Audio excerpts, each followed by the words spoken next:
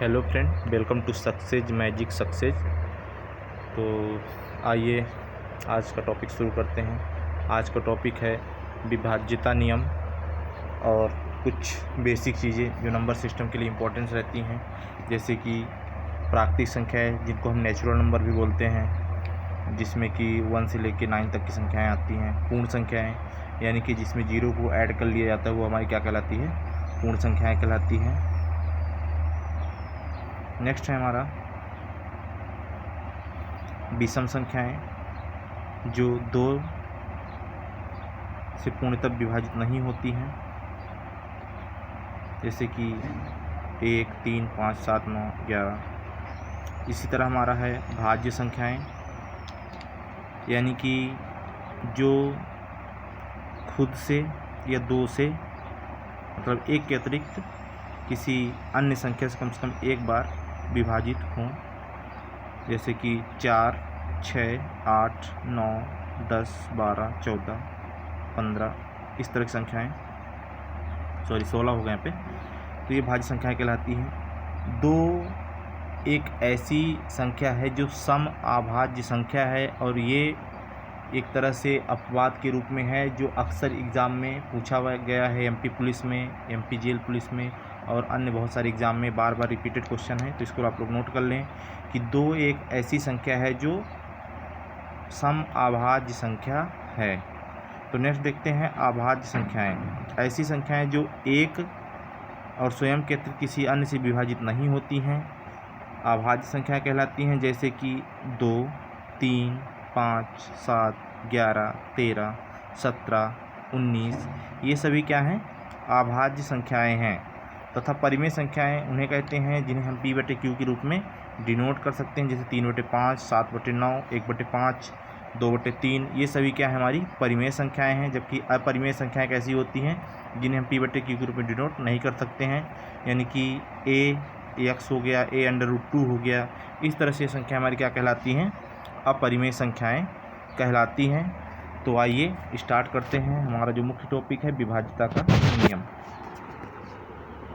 तो उससे पहले जो मैंने आपको बताया प्राकृतिक संख्याएं, उनकी डेफिनेशन है पूर्ण संख्याएं, इसको होल नंबर बोलते हैं, W से डिनोट करते हैं, उसके बारे में डिटेल है। विषम संख्याएं, ओड नंबर्स, भाज्य संख्याएं और अभाज्य संख्याएं। इसके अतिरिक्त हमारा परिमेय संख्या और अपरिमेय संख्या, जिसके बारे में वीडियो में बता चुका हूं। तो आइए मुख्य टॉपिक स्टार्ट करते हैं, विभाज्यता के नियम। तो जो विभाज्यता का नियम है हमारा, सबसे पहले हमारी संख्या आती 2। तो जैसा कि आपको पता है 2 ऐसी संख्या है जो सेल्फ से विभाजित होती है, यानी कि यदि किसी संख्या के अंत में कोई संख्या जैसे कि 0, 2, 0 हो गया, 2 हो गया, 4 हो गया, 6 हो गया, 8 हो गया, ये सभी संख्याएं यदि इसके अंतिम पद में आता है तो वह संख्या 2 से पूर्णतः विभाजित होगी। यही हमारा विभाज्यता नियम है। जैसे एग्जांपल देख लेते हैं, 724। तो 24 का इकाई अंक 4 है, जो कि 2 से पूर्णतः डिवाइडेंट है, तथा यह पूर्ण संख्या मतलब इससे विभाजित हो जाएगी। तो अगला देखते हैं हमारा जो है विभाज्यता नियम में दूसरा, 3 का विभाज्यता नियम। तो देखिए 3 के लिए सबसे बड़ा लॉजिक ये है कि यदि जो संख्या दी गई है उसको यदि सभी को आपस में हम जोड़ दें, जैसे एक एग्जांपल लेते हैं, 5, 3, 4, यदि इनके सभी पदों को आपस में जोड़ दिया जाए, यानी कि 5 + 3 + 9 = कितना आएगा, 4 है, तो जोड़ेंगे कितना आएगा, 12 आएगा। 12 को यदि हम 3 से डिवाइड करेंगे तो ये क्या हो जाएगा, पूरा पूरा चला जाएगा, यानी कि पूरा पूरा भाग चला जाएगा। तो वह संख्या 3 से क्या होगी, विभाज्य होगी। तो कुछ एग्जांपल और देख लेते हैं, जैसे कि 123, एक एग्जांपल हमने लिया 123। इसको ऐड करने पे हम देख पा रहे हैं कितना आ रहा है, 6 आ रहा है। 6 को 3 से डिवाइड करेंगे तो पूरा पूरा भाग चला जाएगा। तो यानी कि यह हमारी क्या है, एक 3 से विभाज्य संख्या है। इसी तरह नेक्स्ट एग्जांपल है 1641। तो 1641 को यदि हम ऐड करते हैं तो कितना आएगा, 12 आएगा। 12 को 3 से डिवाइड करेंगे तो 4 आएगा, यानी कि पूरा पूरा डिवाइडेशन चला जा रहा है। अतः हम ये कह सकते हैं कि 1641 3 से पूर्णतः विभाज्य संख्या है। तो इसी तरह आगे नेक्स्ट एग्जाम्पल देखते हैं विभाज्यता नियम का चौथा। 4 का विभाज्यता नियम क्या होगा वो देखते हैं। तो 4 का विभाज्यता नियम यह कहता है कि यदि किसी संख्या का इकाई और दहाई अंक 4 से पूर्णतः डिवाइड हो जाए तो वह संख्या क्या होगी, 4 से पूर्णतः विभाज्य होगी। तो इसका एग्जाम्पल देख लेते हैं 4 के विभाज्यता नियम का। तो जैसे कि आप देख पा रहे स्क्रीन में 1420 एक संख्या है, तो इसका इकाई और दहाई का अंक कितना है, 20 है। यदि 20 को हम 4 से डिवाइड करेंगे तो कितना आ जाएगा, पूरा पूरा भाग चला जाएगा। तो हम ये कह सकते हैं कि 1420 जो संख्या है वो 4 से पूर्णतः विभाज्य है। इसी तरह एक दूसरा एग्जाम्पल लेते हैं 1828। 1828 का जो इकाई और दहाई का अंक है वो 28 है। तो 28 को यदि हम 4 से डिवाइड करेंगे तो पूरा पूरा भाग 28 में चला जाएगा। तो हम यह भी कह सकते हैं नेक्स्ट एग्जाम्पल जो है वो अभी क्या है, पूर्णतः विभाज्य संख्या है। 4 के विभाज्यता नियम से यह विभाज्य है। तीसरा एग्जाम्पल देखते हैं। तीसरा हमारा एग्जाम्पल है 1932। 1932 तो ये संख्या 1932 है, इसमें जो इकाई और दहाई का अंक 32 है।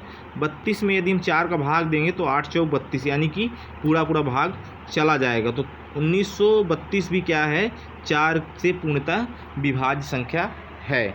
तो आइए नेक्स्ट देखते हैं 5 के विभाज्यता नियम के बारे में। तो जो हमारी संख्या 5 है उसका विभाज्यता नियम बहुत ही सरल है। ये कहें कि यदि किसी संख्या के अंत में 0 और 5 यदि दिख जाए आपको तो समझ लीजिए कि वह संख्या क्या है, 5 से पूर्णतः विभाज्य संख्या। जैसे 625 एक एग्जाम्पल लेते हैं। 625 13,625। तो आपको यहाँ पे 5 दिख गया तो ये क्या होगी, संख्या पूरी पूरी विभाज्य हो जाएगी। तो नेक्स्ट एग्जाम्पल देखें जैसे कि 0 का। तो ये एक संख्या हमारी है 1 2 3 4 5 10,000 है। तो 0 हमको दिख गया इसमें, तो ये संख्या क्या होगी, 5 से पूर्णतः विभाज्य हो जाएगी। इसी तरह के और एग्जाम्पल देख लेते हैं 62,515। तो 5 दिख गया, यानी कि यह संख्या भी क्या होगी, 5 से पूर्णतः विभाज्य होगी। तो ये हमारा 5 का भी विभाज्यता नियम हो गया। तो आइए अब अगला विभाज्यता नियम देख लेते हैं जो कि 6 का है। तो 6 के विभाज्यता नियम में 2 और 3 कह दिए मल्टीप्लाई करते हैं तो कितना प्राप्त होता है, हमें 6 प्राप्त होता है। तो यानी कि इसके गुणनखंड है 6 के। तो यदि कोई संख्या 2 और 3 से पूर्णतः विभाज्य हो तो वो क्या होगी, 6 से भी विभाज्य होगी। जैसे एक एग्जाम्पल लेते हैं 216 का। 216 तो आपको पता है 2 4 6 8 या 0 आएगा तो वो संख्या क्या होगी, 2 से पूर्णतः विभाज्य होगी। तो ये पहला रूल के अकॉर्डिंग तो ये सही हो गया।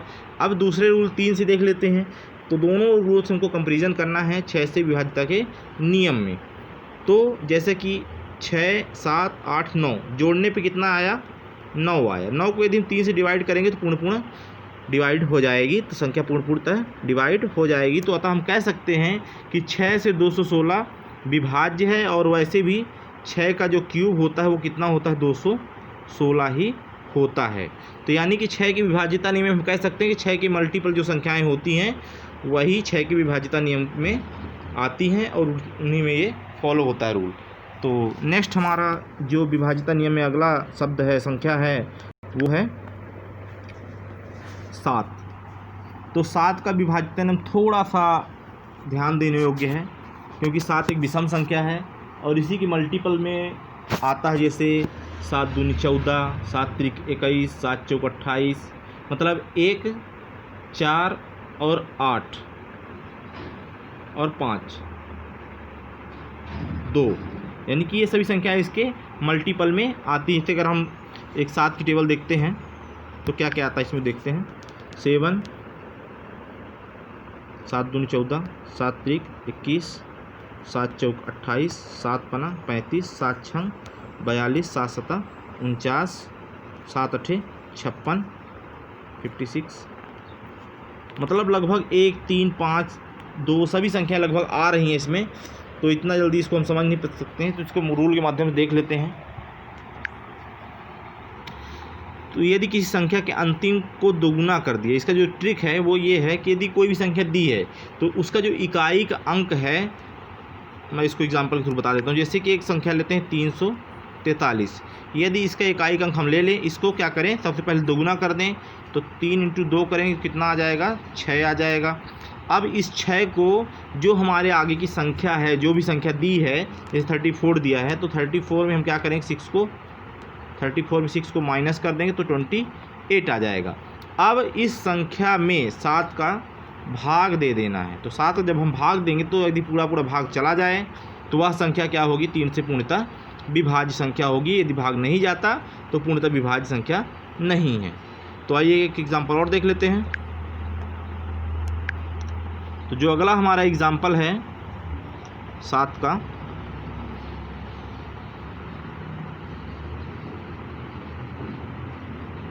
$741, यदि 1 का गुणा हम 2 बार दोगुना करेंगे तो कितना 2 आ जाएगा। तो 74 में 2 घटा देंगे तो 72 आ जाएगा। यदि 72 में हम 7 का भाग देंगे तो भाग नहीं जाएगा। तो यह हमारी क्या है, पूर्ण संख्या, मतलब 7 से डिवाइडेड संख्या नहीं है।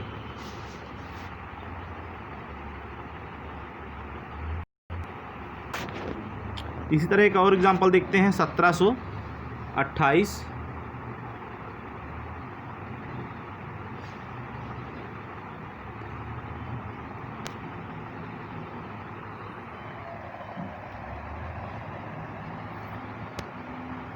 एक संख्या है हमारी 2744। तो इसमें जैसा कि इकाई का हम देख पा रहे हैं 4 है, तो 4 को यदि मल्टीप्लाई करेंगे, दुगुना करेंगे तो कितना आ जाएगा, 8 आ जाएगा। यदि हम 274 में 8 को माइनस करेंगे तो कितना आ जाएगा, 266 आ जाएगा। अब देखते हैं 7 से, 7 त्रिक 21, 5 बजा 7 8 56, यानी कि 7 से 266 क्या हो रहा है, पूर्णतः डिवाइड हो जा रहा है। तो इस तरह से हम कह सकते हैं कि यह क्या है, एक पूर्णतः विभाजित संख्या है 7 से। तो ये हमारा 7 का विभाजिता नियम हो गया। तो अब नेक्स्ट देखते हैं अगला विभाजिता नियम जो है 8 का। तो 8 आपको पता है 4 और 2 का मल्टीपल है। तो 4 के बारे में हमने बताया था, अगर 2 अंक लास्ट के डिवाइड हो जा रहे हैं तो सेम वही रूल हम फॉलो कर सकते हैं। तो 2 से तो ऑलरेडी कोई भी संख्या आएगी तो वो ऑलरेडी डिवाइडेड रहेगी। तो 4 दूनी 8, 4 दूनी 8। यदि हम 2 इकाई का अंक ले लेते हैं, इकाई और दहाई का अंक, जैसे कि एग्जांपल आपको दिख रहा है स्क्रीन पे 97648। तो यदि हम इनकी इकाई दहाई का अंक ले लेते हैं और 88 को 4 से डिवाइड करते हैं तो ये क्या होता है, पूर्णतः चला जाता है। इसी तरह 248 में यदि 2 संख्या लेते हैं तो ये भी क्या होगा, हमारा पूर्णतः डिवाइड हो जाएगा। तो ये 8 का जो विभाजिता नियम है वो 2 और 4 के विभाजिता नियम पर आधारित है। तो मोस्टली यदि हम कोई संख्या देखते हैं, लास्ट में कोई सम संख्या है तो 2 से डिवाइड ऑलरेडी हो ही जाएगी। तो जैसे कि हमने 4 का विभाजिता नियम देखा था, उसी के अकॉर्डिंग इसको भी आसानी से 2 अंकों के साथ कर लेंगे। ये पूरा भाग चला जाता है तो वह पूर्णतः डिवाइडेड होगा। नेक्स्ट देखते हैं जो अगला हमारा विभाजिता नियम है वो 9 का है। तो 9 का आपको पता ही है। जो 9 का विभाजिता नियम है वो 3 का मल्टीपल है, यानी 3 3 का मल्टीपल है।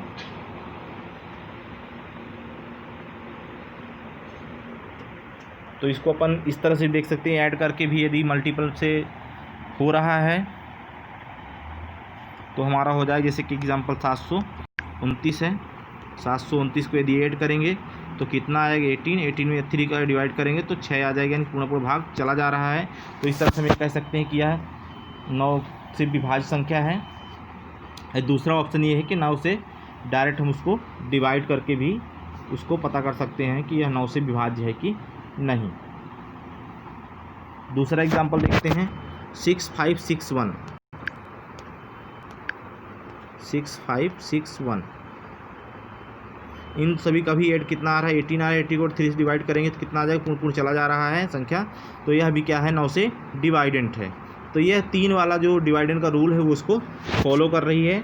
तो आइए नेक्स्ट देखते हैं। हमारा जो मतलब विभाजिता नियम है वो 10 का विभाजिता नियम है, देख लेते हैं उसको। जो 10 का विभाजिता नियम है, यदि किसी संख्या के अंत में 0 है, सिंपल सा फंडा है, बस 0 आप देख लीजिए लास्ट में, तो वो क्या होगा, पूर्णतः विभाजित हो जाएगा, क्योंकि 10 का मतलब ही होता है 0.1, 1 दशमलव, यानी कि यदि हम दशमलव लगा देंगे तो पूरा डिवाइड हो जाएगा। जैसे एक एग्जांपल देखते हैं 100 का, तो 100 में 10 का भाग देंगे तो पूरा चला जाएगा, 0 इकाई का अंक है। बस हमको देखना है कि जो इकाई का अंक है उसमें 0 होना चाहिए, तो वह आसानी से क्या होगा, पूर्णतः विभाज्य हो जाएगा। तो जो अगला हमारा विभाजिता का एक और एग्जांपल देखते हैं 100 का। जैसे मान लीजिए एक संख्या है 2530। अब हमने देखा 2530 में जो इकाई का अंक है वो कितना है, 0 है। तो 10 का भाग देंगे तो या 0 से 0 ऊपर नीचे काट देते हैं तो कितना बचेगा, 253 बचेगा। यानी कहने का मतलब पूरा संख्या हमारा क्या हो जा रहा है, इसमें डिवाइड हो जा रहा है। तो इस तरह से ये सभी एग्जाम्पल हैं। एक नेक्स्ट एग्जाम्पल देख लेते हैं 11 का विभाजिता नियम। तो देख लेते हैं, जो 11 का विभाजिता नियम ये कहता है कि 11 का मल्टीपल होना चाहिए यदि संख्या के सम स्थान और विषम स्थान, जैसे कि एक एग्जांपल के थ्रू मैं इसको बताता हूँ, 1331। जैसे विषम स्थान मतलब 1 3 5, तो ये 1 हो गया, ये 2 हो गया, ये 3 हो गया, ये 4 हो गया। तो इसमें जो विषम स्थान है 1 और 3 हैं, तो 1 और 3 का यदि ऐड करते हैं तो 4 आ रहा है, और 2 4 को ऐड करते हैं तो भी 4 आ रहा है। इन दोनों को आपस में घटा देते हैं, यदि 0 आए या 11 आए,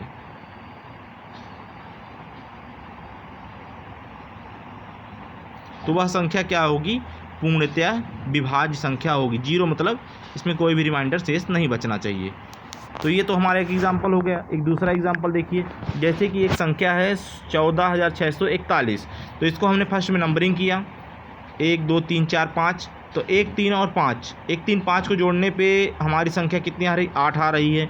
और 2 और 4 जो नंबरिंग है संख्या को जोड़ने पे कितना आ रहा है, जैसा कि स्क्रीन पे आप देख पा रहे हैं 14641। तो इसकी नंबरिंग 1 हो गई, इसकी 2 हो गई, इसकी 3 हो गई, इसकी 4 हो गई और इसकी 5 हो गई। तो 1 3 और 5 को जोड़ने पे कितना आ रहा है, 8 आ रहा है।